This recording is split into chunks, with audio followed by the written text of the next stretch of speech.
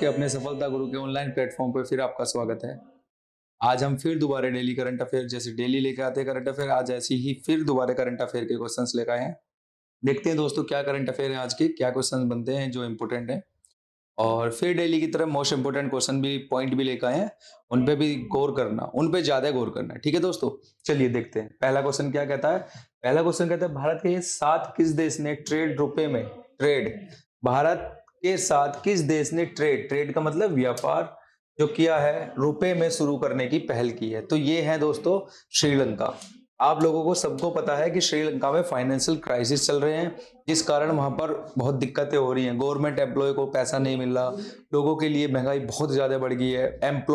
Unemployment rate भी अगर देखा जाए वहां पे तो 5% तक बढ़ गया है। तो काफी दिक्कतें चल रही हैं, इसीलिए उन्होंने रुपए में ट्रेड करने के लिए भारत के साथ मंजूरी की है। और थोड़ा सा जानते हैं दोस्तों कि अगर कैपिटल की बात करें हम लोग, यहाँ श्रीलंका की राजधानी की बात करें श्री जयवर्धनेपुरा कोटे यहाँ की राजधानी, और प्रेसिडेंट की बात करें तो रोनिल साहब यहाँ के प्रेसिडेंट हैं। इकोनॉमिक क्राइसिस के चलते, ये देखिए मैंने यहाँ पे मेंशन कर रखा है दोस्तों, इकोनॉमिक क्राइसिस के चलते परेशानी चल रही है, गवर्नमेंट सर्वेंट को भी जॉब नहीं मिल रही है और अनएम्प्लॉयमेंट रेट 5% तक बढ़ चुका है। देखो जब भी दोस्तों फाइनेंशियल क्राइसिस किसी देश पे आती है तो उस देश का इसे हम ना एक देश की तरह नहीं, एक घर की तरह समझ के देखते हैं कि जब हमारे घर में पैसों की कमी होती है, पैसों की तंगी चलती है तो हम लोग कितने परेशान हो जाते हैं, है ना। जब हमारे घर में ये फाइनेंशियल क्राइसिस जब आते हैं, क्यों आते हैं, क्योंकि या तो हमारे घर में बड़े जो होते हैं जो घर का काम करते हैं, जो घर के लिए काम करते हैं, राशन वासन, है ना, तो उन लोगों के साथ जब दिक्कत आ जाती है, नौकरी से निकाल दिए जाते हैं, नौकरी नहीं मिल पा रही होती है, तो उस टाइम हमारे घर में दिक्कतें आनी स्टार्ट हो जाती हैं। तो ऐसे ही देश की तरह समझेंगे तो यहाँ पर भी फाइनेंशियल क्राइसिस आ गए हैं, जिस कारण से यहाँ पर हर चीज में दिक्कतें हो रही हैं। और उन्होंने अब फैसला किया है कि वो रुपए में भारत के साथ ट्रेड करना स्टार्ट करेंगे। अगले क्वेश्चन की ओर देखते हैं दोस्तों। अगला क्वेश्चन क्या कहता है हमारा। अगला क्वेश्चन ये सुप्रीम कोर्ट दोस्तों, सुप्रीम कोर्ट का कब्जा, कुछ लोग सुप्रीम कोर्ट का कब्जाधारियों के लिए एक नया नियम है। और वो नया नियम क्या है कि अगर किसी ने किसी प्रॉपर्टी पर 12 वर्ष तक कब्जा कर रखा है तो मालिकाना रूप से 12 वर्ष तक अगर कब्जा कर रखा है तो मालिकाना रूप से वह उस प्रॉपर्टी का मालिक हो जाएगा। ठीक है, ये सुप्रीम कोर्ट ने बोला है। तो इसलिए दोस्तों जिस किसी की भी, वैसे ऐसा होना तो नहीं चाहिए, लेकिन अगर जिस किसी की भी जमीन इस तरीके से फंसी हुई है या गलत लोगों के चंगुल में फंसी हुई है, उन्हें निकाल लो, ज्यादा ठीक है, क्योंकि ये सुप्रीम कोर्ट का फैसला है और इस पर कोई बाद में सुनवाई भी नहीं होगी। थोड़ा देखते हैं यहाँ पर क्या क्या है कि ये मैंने आपको बता चुका हूँ पॉइंट दोस्तों। 12 वर्ष तक अगर किसी का कब्जा रहेगा जमीन पर तो वो जमीन किसकी हो जाएगी, उसी की हो जाएगी। अगर सीजीआई की बात करें, ये क्वेश्चन पूछा जा सकता है दोस्तों कि भारत के चीफ जस्टिस ऑफ इंडिया का नाम क्या है। ये है धनंजय वाई चंद्रचूड़ इनका नाम है। और कौन से सीजीआई हैं ये, 50वें। अगर पहले सीजीआई की बात करते हैं दोस्तों तो पहले सीजीआई है हमारे first CGI chief justice of India Hiralal J Kanta, हमारे फर्स्ट सीजीआई हैं। और सुप्रीम कोर्ट हमारी कब बनी थी दोस्तों, 26 जनवरी 1950 में सुप्रीम कोर्ट बनी थी।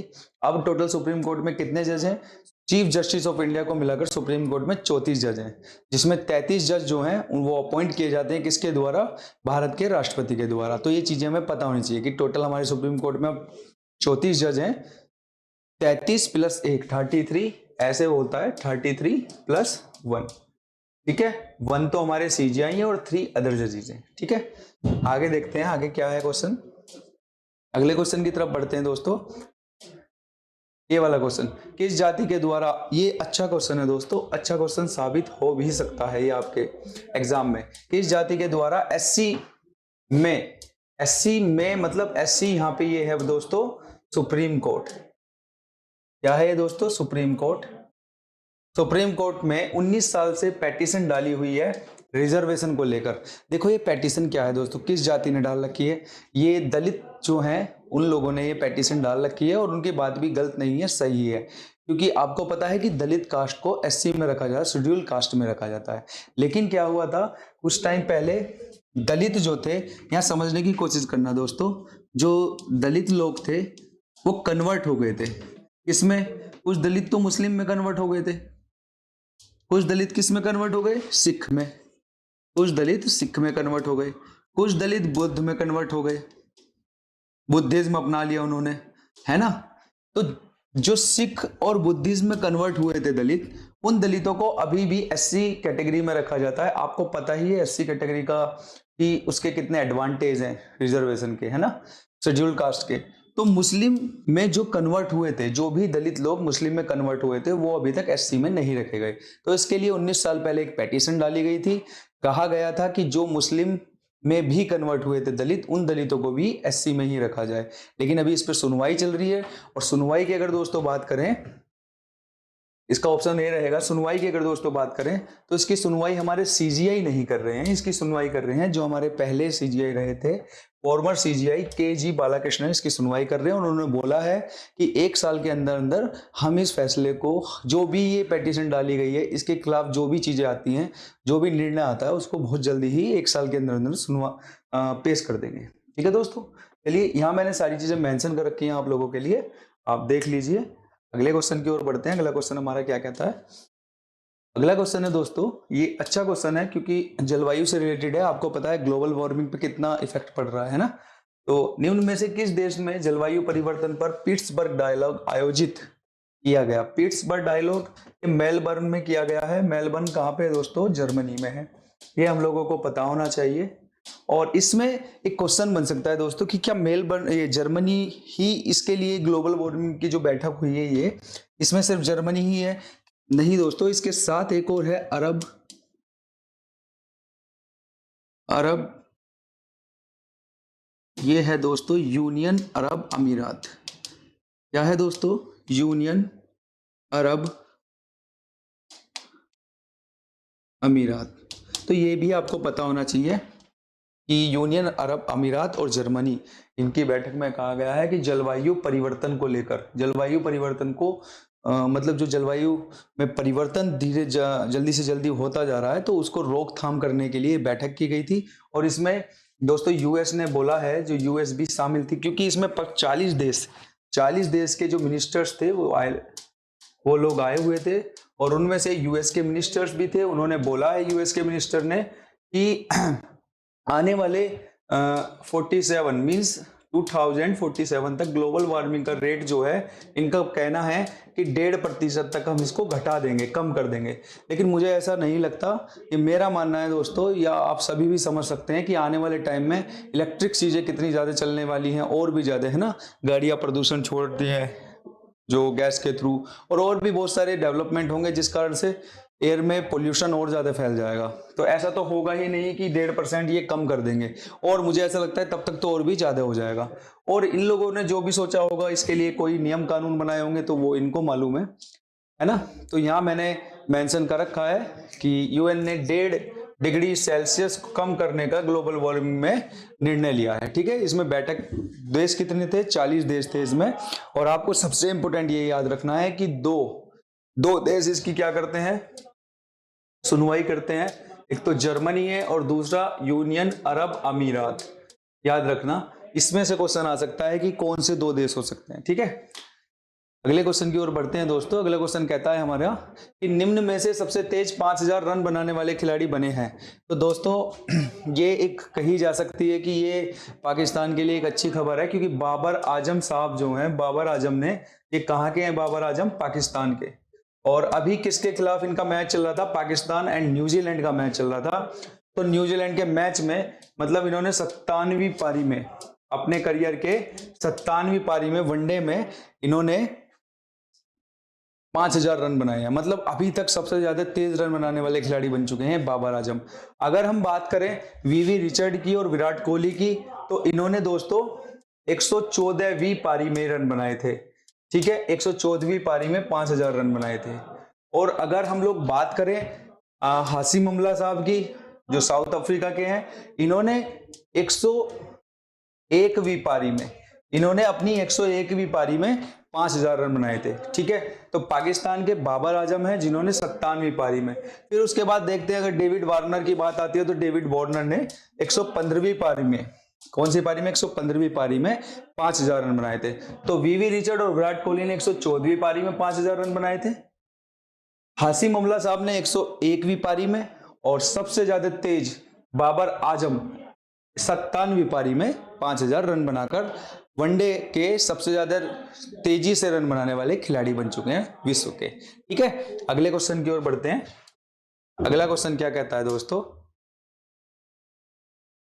अभी दोस्तों देखिए ये आपके इंपॉर्टेंट पॉइंट्स आ गए हैं। आपको पता है कि इंपॉर्टेंट पॉइंट्स हमारे कितने इंपॉर्टेंट होते हैं।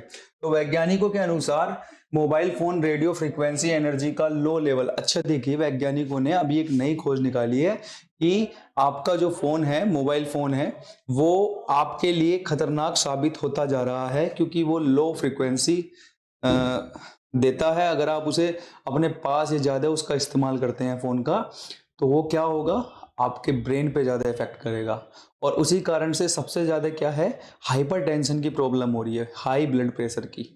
ठीक, जिस कारण से ज्यादा तक हार्ट अटैक भी होते जा रहे हैं। तो ज्यादा से ज्यादा जितना भी हो सके मोबाइल से दूर रहिए। वैज्ञानिकों ने अभी नई रिसर्च की है, तो इसका जरा ध्यान रखना दोस्तों।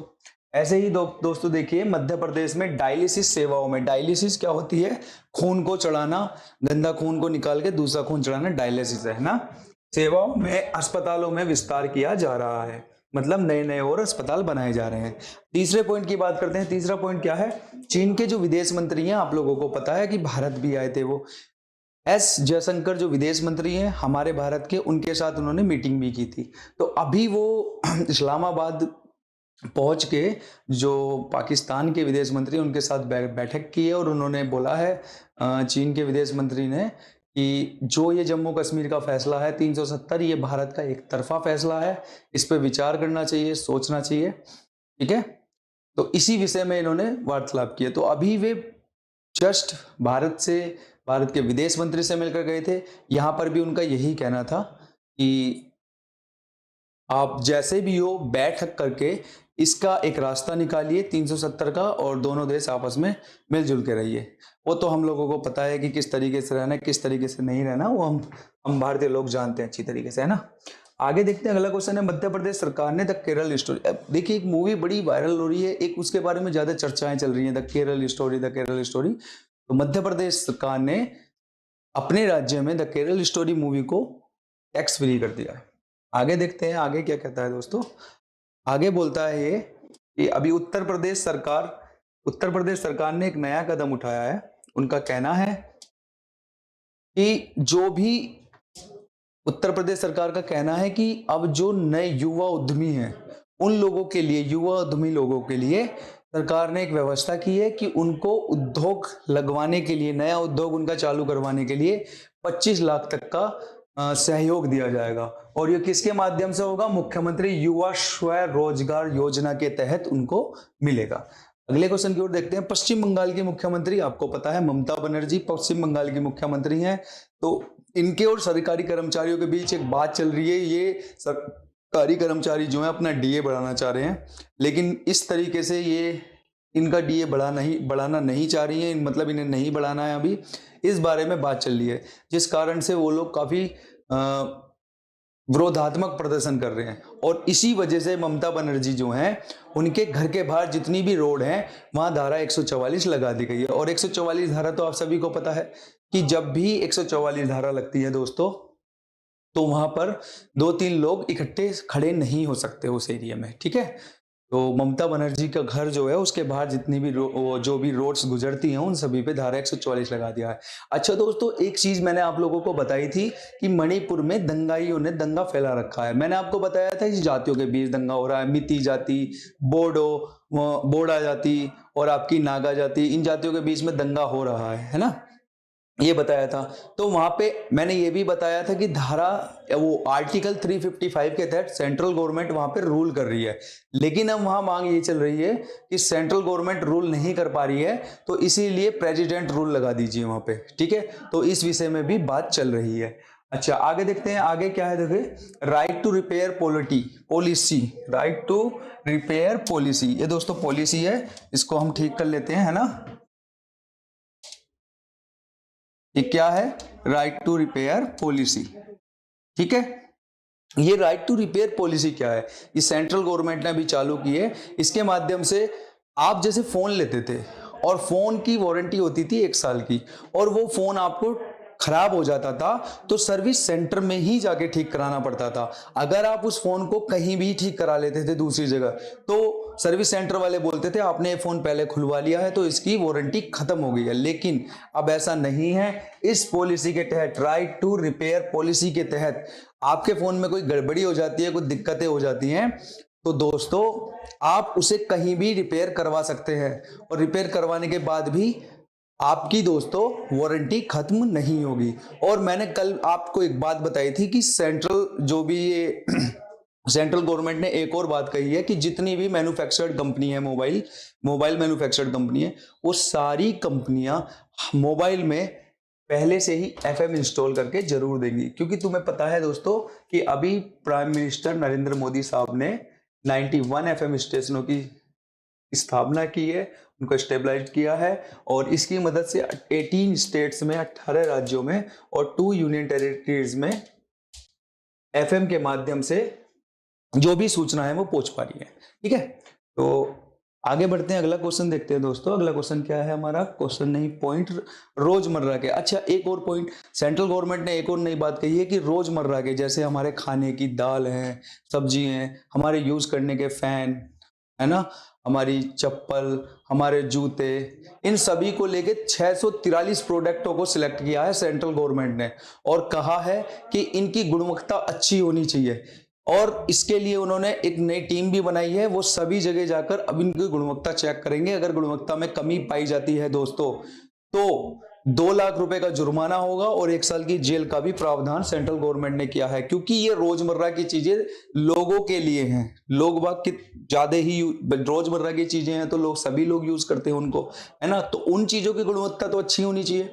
लेकिन क्या है, मिलावटी चीजें चल रही है, इस वजह से एक नई टीम इकट्ठा हुई है, नई टीम बनी है, बनाई गई है सेंट्रल गवर्नमेंट के द्वारा, और वो सभी जगह जाके अब चेकिंग करेंगी, हर स्टेट के हर डिस्ट्रिक्ट में ये नई टीम बनाई जाएंगी। ठीक है। अच्छा, एक बात और बताई थी दोस्तों कि जूतों को लेकर भी एक बात आई है कि जुलाई 2023 तक जितने भी अनब्रांडेड जूते हैं, जितने भी अनब्रांडेड हैं, जो ब्रांडेड है वो नहीं, जो अनब्रांडेड जूते हैं वो सभी जूते बंद हो जाएंगे। लेकिन अगर बंद नहीं हुए, किसी दुकान पे पाए गए, तो वो बैन लग सकता है उस दुकान पे।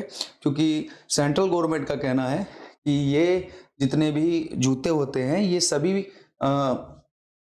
चाइना से आते हैं, और इससे हमारे देश की जो इकोनॉमी है वो घट रही है और चाइना की इकोनॉमी बढ़ रही है, इसलिए इस पे रोक लगाया गया है। और भी चाइनीज प्रोडक्ट पे उन्होंने रोक लगाए हैं। जिन चाइनीज प्रोडक्टों को डाला है उन्होंने 643 रोजमर्रा के जीवनों में, जो हमारे जीवन में चलती है ना। हम लोगों को पता है हमारे जीवन में अब ऐसा हो चुका है कि 60 से 70% प्रोडक्ट जो है हमारे जीवन में वो चाइना के हैं। तो उन्हीं चीजों पे ऊपर बैन लगाने जा रही है गवर्नमेंट, ताकि भारत की इकोनॉमी में सुधार आए और चाइना की इकोनॉमी जो हमारे से ही बढ़ रही है वो कम हो। ठीक है, आगे देखते हैं अगला क्वेश्चन क्या, अगला पॉइंट क्या बोलता है दोस्तों। अगला पॉइंट है आपका, हाँ दोस्तों, ये है कि बिहार आंगनवाड़ी लाभार्थी योजना। देखिए, बिहार में एक आंगनवाड़ी लाभार्थी योजना चलती है जिसमें 1 से लेकर 6 वर्ष के बच्चे के लिए पौष्टिक आहार और माँ के लिए पौष्टिक आहार देने के लिए बिहार गवर्नमेंट पर मंथ 1500 रुपए देती है।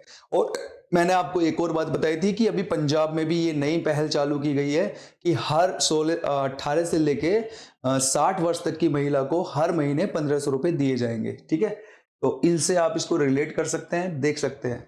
अभी देखते हैं कि खेती के ऊपर अगर बात करें तो स्मार्ट खेती के लिए IFFCO, Indian farmer fertiliser cooperative limited ने एक नई पहल स्टार्ट की है। क्या नई पहल स्टार्ट करी है कि ड्रोनाए मतलब drone nano artificial intelligence app बनाई है। इस ऐप के माध्यम से, इस ऐप के द्वारा ये जो इफको है, इस ऐप के माध्यम से किसानों से कनेक्ट होगी और किसानों को खेती के नए नए फॉर्मूले बताएगी, जिससे हमारे देश की खेती करने की व्यवस्था में एक बदलाव आएगा और कम लगाकर ज्यादा भी, मतलब हम लोग कम मेहनत करके ज्यादा पैदावार कर सकते हैं। ठीक है, आगे देखते हैं। अच्छा, एक और चीज है कि हरियाणा सरकार का एक बहुत बड़ा कदम उठाया गया है। हरियाणा सरकार ने कदम उठाया है कि पानीपत से नई दिल्ली तक 8 मई से, मतलब आज से, पानीपत से नई दिल्ली तक एक महिला पैसेंजर ट्रेन चलेगी जो सिर्फ महिलाओं के लिए होगी। तो ये हरियाणा सरकार का महिला सशक्तिकरण के लिए बहुत बड़ा कदम है जो उन्होंने उठाया है। ठीक है, आगे देखते हैं कि दिल्ली के, अब जो है देखो, दिल्ली में जो भारत की राजधानी है दिल्ली, उसके पटेल नगर में अभी 12 मोहल्ला क्लिनिक और खुलेंगे। और मोहल्ला क्लिनिकों की बात करें, शुरुआत अरविंद केजरीवाल साहब ने ही दिल्ली में ही की थी, और दिल्ली में अरविंद केजरीवाल साहब की सरकार है, सरकार का नाम आप है, आप जानते हैं। ठीक है, आगे देखते हैं, ये क्वेश्चन बड़ा अच्छा है कि डीआरडीओ के साइंटिस्ट हैं प्रदीप करलोरकर, डीआरडीओ के साइंटिस्ट हैं प्रदीप करलोरकर, जो हनी ट्रैकिंग में फंस चुके हैं, और जिस कारण से उन्होंने भारत के जो सीक्रेट्स थे, डीआरडीओ से रिलेटेड जो सीक्रेट्स थे, वो पाकिस्तान भेजे गए हैं उनके द्वारा। ठीक है, तो उन्हें अभी अरेस्ट किया गया है। हनी ट्रैफिकिंग में आपको बता देता हूं कि पाकिस्तान से कुछ लड़कियों को भारत में भेजा जाता है, और वो लड़कियां भारत के जो रिस्पेक्टेड बंदे होते हैं, रिस्पेक्टेड का मतलब जो अच्छी अच्छी पोस्ट पे होते हैं, उन बंदों को फंसाने का काम करती हैं। ठीक, तो उन बंदों को फंसा के उन बंदों से सीक्रेट्स निकलवाते हैं भारत के, और फिर वो पाकिस्तान भेजे जाते हैं। तो यहाँ की इंफॉर्मेशन कहाँ भेजी जाती है? पाकिस्तान में। तो काम तो इन्होंने गलत ही किया है। पहले तो ये हनी ट्रैकिंग में फंसे हैं, उसके बाद में इन्होंने भारत के सारे सीक्रेट्स, ज्यादातर जितने भी डीआरडीओ से रिलेटेड सीक्रेट्स थे, वो उस लड़की को दिए, उस लड़की ने पाकिस्तान सेंड किए हैं। ये सारी चीजें, इनके फोन मैसेजेस, ये सब ट्रैप करके पता लगी है। ठीक है, क्योंकि इनके ही एक कलीग थे जिन्होंने इनके खिलाफ शिकायत कर दी थी एटीएस को, एंटी टेररिज्म स्क्वाड्स को, तब उन्होंने जाके ये छानबीन की, तो उन्हें पता लगा कि इस तरीके से हो रहा है। आगे चलते हैं, एससी ने, मतलब सुप्रीम कोर्ट ने सभी इन्वेस्टिगेटिव एजेंसी कौन की होती है दोस्तों? NIA, national intelligence agency, IB, intelligence bureau, CBI, central bureau of investigation, etcetera, है ना, और भी हैं। तो उनके बाहर जो सुप्रीम कोर्ट है, उन्होंने फैसला 2020 में ही सुना दिया था कि इन सभी एजेंसीज में सीसीटीवी कैमरे लगे होने चाहिए। लेकिन 2020 के बाद भी अभी तक 2023 चल रहा है, इस बात पे कोई गौर नहीं दी गई। तो सुप्रीम कोर्ट ने दोबारा से फटकार लगाते हुए बोला है कि ये दूसरी वार्निंग है, अगर सीसीटीवी कैमरे नहीं लगे तो कार्रवाई की जाएगी इन एजेंसीज पे। ठीक है दोस्तों, चलिए आज हमारे सारे क्वेश्चंस यहीं पे खत्म होते हैं। जो भी इंपॉर्टेंट क्वेश्चन थे वो मैं आपके लिए ले आया हूं, जो भी इंपॉर्टेंट पॉइंट्स थे वो भी मैं आप लोगों के लिए ले आया हूं। मुझे ऐसा लगता है दोस्तों कि अब आपको न्यूज़पेपर उठाने की आज की जरूरत नहीं है, क्योंकि द हिंदू में जो इंपॉर्टेंट था वो मैंने उठाया यहाँ पे। जो भी आपके डेली मर्रा के न्यूज थी आपकी, वो भी मैंने यहाँ पे रख दी है। ठीक है, अब आते हैं हम लोग क्वेश्चंस पे, जो मैं आप लोगों को क्वेश्चंस देकर गया था। और अगर इंग्लिश मीडियम वाले बच्चों को ये स्क्रीनशॉट क्लिक करना है तो वो कर सकते हैं। आगे देखते हैं आगे क्या है।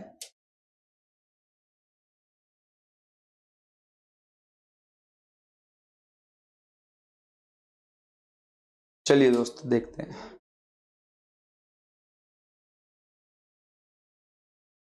अब दोस्तों मैं आप लोगों को कल क्वेश्चन देकर गया था, और मैं बोलकर गया था कि भाई मैं क्वेश्चन के बारे में चर्चा करेंगे हम लोग, कि नीरज चोपड़ा ने डायमंड लीग में कितने मीटर का भाला फेंका। अच्छा क्वेश्चन है, आपके एग्जाम से रिलेटिव भी है, क्योंकि अभी ये ओलंपिक में भी इन्होंने भाला फेंका था और वहां पे देश का नाम रोशन किया था।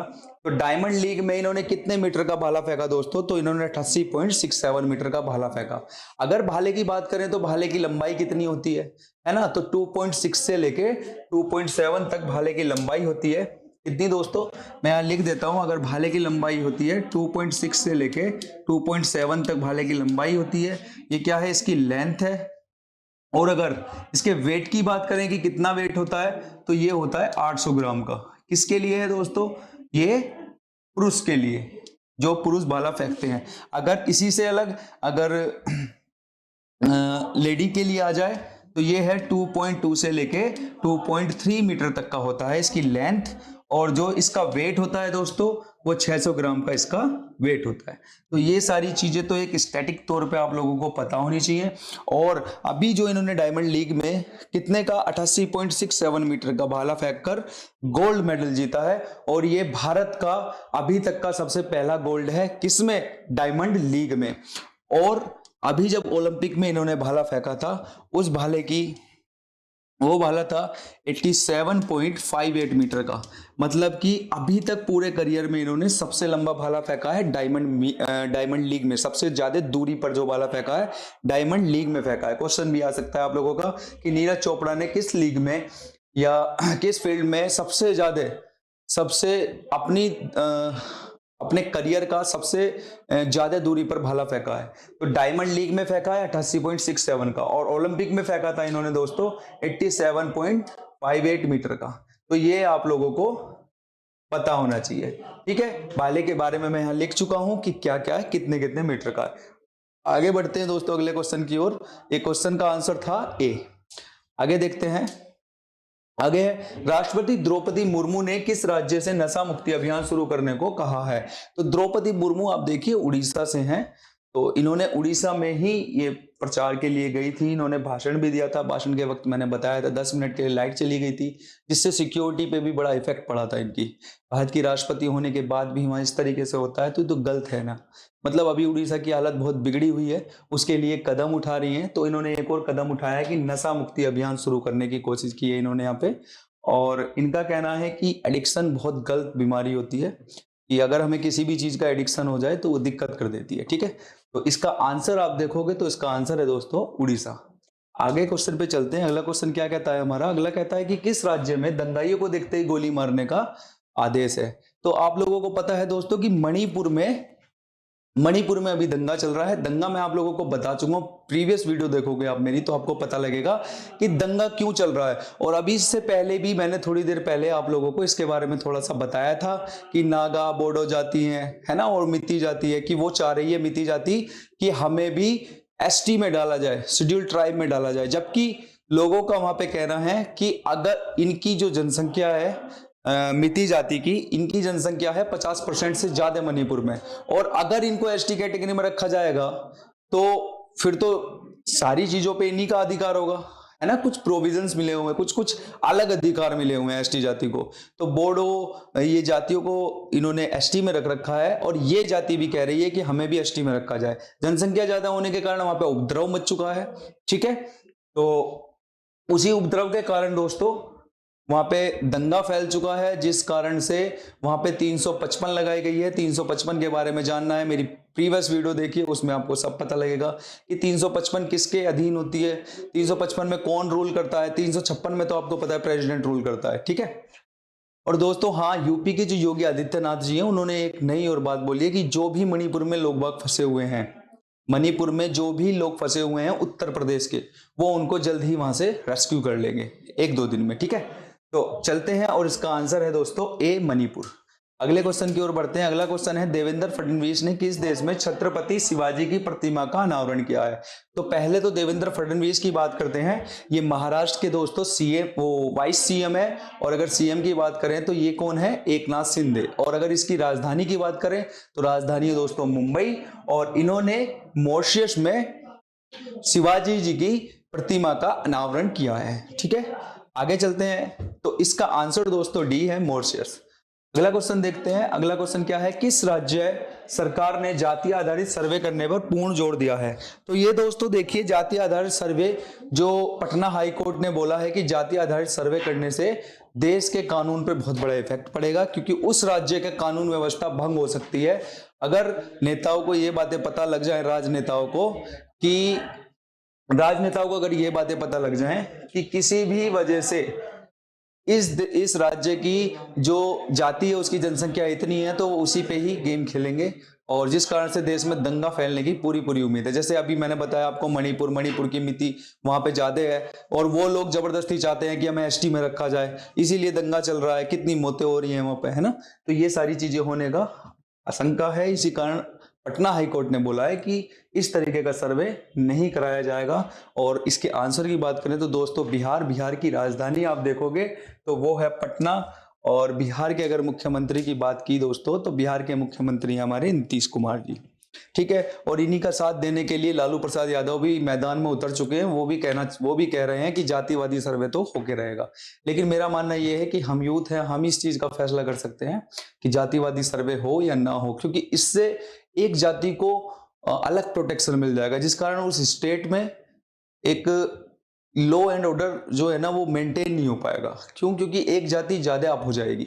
जैसे मणिपुर में हो रहा है, लॉ एंड ऑर्डर मेंटेन नहीं हो रहा है, 355 लगी हुई है, और अब 365 की मांग कर रहे हैं वो लोग, ठीक है। 360 की मांग कर रहे हैं, 65 कह रहा हूं दोस्तों, 356 की मांग कर रहे हैं, 355 लगी हुई है, सॉरी थोड़ा मैं भी 355 देखो मैं आप लोगों को समझा देता हूं। 355 और 356 में डिफरेंस क्या है? 356 होता है दोस्तों प्रेसिडेंट रूल, लेकिन 355 होता है, आर्टिकल 355 का होता है कि सेंट्रल गवर्नमेंट रूल करती है। सेंट्रल गवर्नमेंट जो होती है उस स्टेट पे रूल करती है, वो उस स्टेट को सुरक्षा प्रदान करती है। लेकिन अभी ऐसा लग रहा है कि सेंट्रल गवर्नमेंट की तरफ से भी वहां सुरक्षा प्रदान नहीं हो रही है। इसी कारण मणिपुर के लोग बाग क्या कर रहे हैं? 356 की डिमांड कर रहे हैं कि यहां पर प्रेसिडेंट रूल लगाया जाए। ठीक है दोस्तों, अगर मणिपुर की राजधानी की बात करें, कैपिटल की बात करें, तो यहाँ की कैपिटल इंफॉल। अगर पीछे की वीडियो देखना चाहें तो देख सकते हैं, क्योंकि उसमें बहुत इंपॉर्टेंट बातें हैं। क्योंकि मैंने आपको बताया था मणिपुर आपकी 7 सिस्टर्स का ही हिस्सा है, और इसके अगर ब्रदर की बात करें तो 7 सिस्टर का ब्रदर क्या है दोस्तों? सिक्किम। भारत का कौन सा राज्य है बना था? ये 22वां राज्य 1975 में भारत का 22वां राज्य बना। इसके पीछे भी कहानी है दोस्तों 22वां राज्य बनने के। सिक्किम भारत में कभी विलय नहीं करता, लेकिन रीजन ये है कि भूटान पे पहले चीन ने अपना कब्जा कर लिया था, जिस कारण से वहां गलत उन लोगों के साथ किया जा रहा था, तो सिक्किम ने भारत में विलय करने का फैसला किया। ठीक है दोस्तों, तो चलिए दोस्तों, कल फिर मिलते हैं नई वीडियो नए क्वेश्चंस के साथ। आप लोगों का बहुत बहुत धन्यवाद।